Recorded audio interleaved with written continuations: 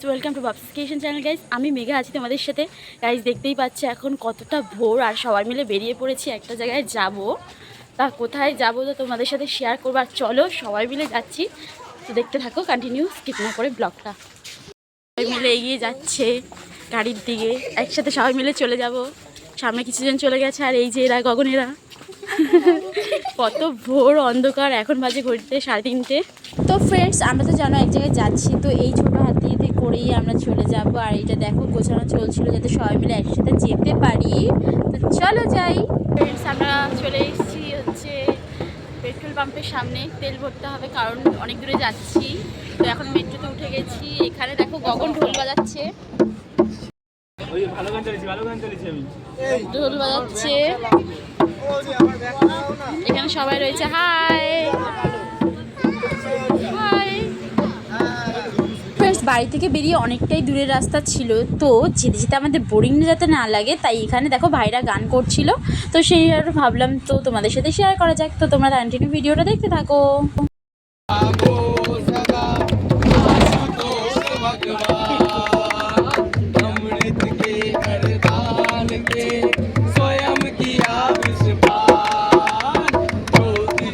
গান শুনতে শুনতে কখন ভোর থেকে সকাল হয়ে গেছে, সূর্যি মামা উঠে গেছে সেটা বোঝাই যাচ্ছিল না, আর দেখতে বেশ ভালোই লাগছে। ফ্রেন্ডস, গুড মর্নিং সবাইকে। এখন আমরা নেমে গেছি শ্যাওড়াফুলিতে। তো এখান থেকে আমরা জল ভরবো, যেটা সেটা করে মাথায় ঢালবো।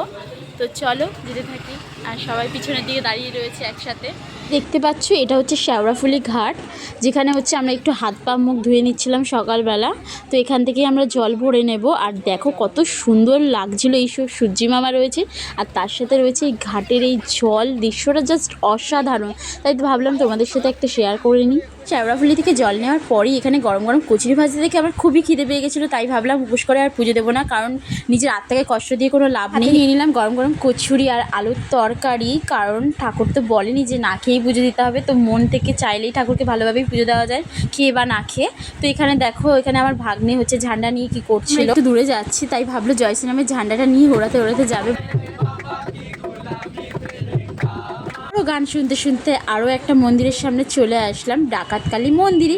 আর মন্দিরে এসে মায়ের দর্শন করতে পেরে সত্যি নিজেকে ধন্য মনে করেছি। বলে না, ইচ্ছে থাকলে উপায় হয় না, কিন্তু ইচ্ছা থাকলে সত্যিই উপায় হতে পারে।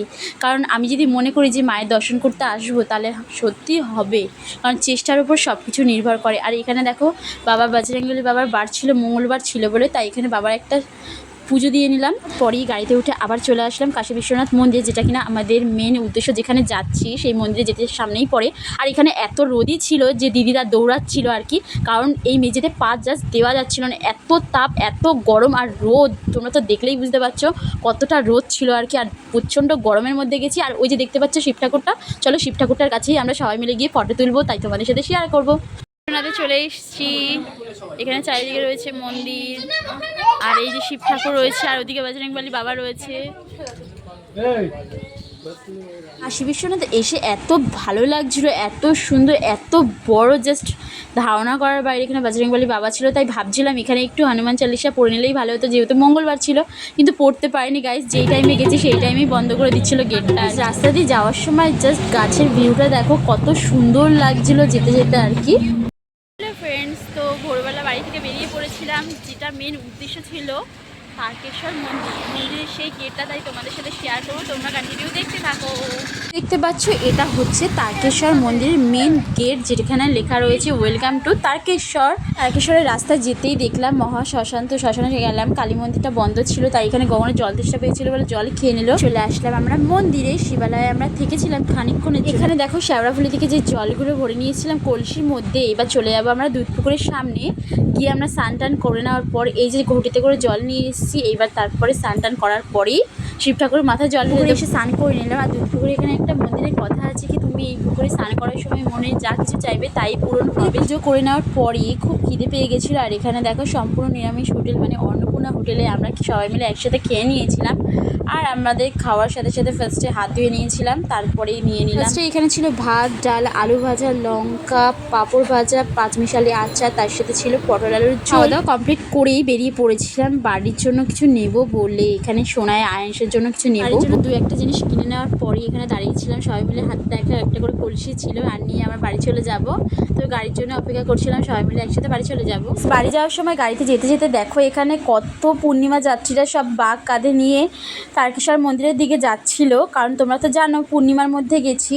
আর কত ভালো লাগছিল দেখতে, কত ভারী ভারী নিয়েছিল, কারণ ঠাকুরের কাছে অনেকের মানসিক প্রার্থনা থাকে, তো সেই জন্যই আর কি। আজকের ভিডিওটা এখানেই শেষ করলাম। যদি ভালো লেগে থাকলে অবশ্যই লাইক কমেন্ট শেয়ার করতে